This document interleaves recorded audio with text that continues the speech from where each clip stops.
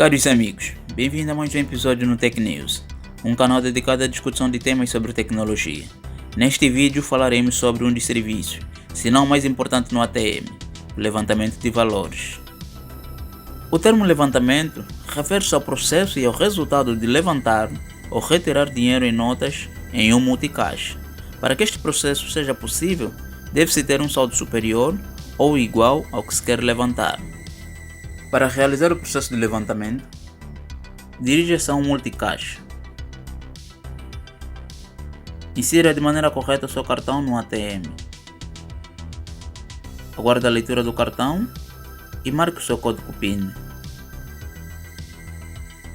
Após inserir o código PIN, verás as opções disponíveis no ATM, como levantamentos, consultas, recargas, pagamentos, alteração do PIN, transferências e outras operações. Selecione a opção levantamentos. Esses são os valores pré-definidos no multicaixa. Escolha o montante ou valor que pretende levantar. Após definir o valor a levantar, pretende receber um talão? Sim ou não?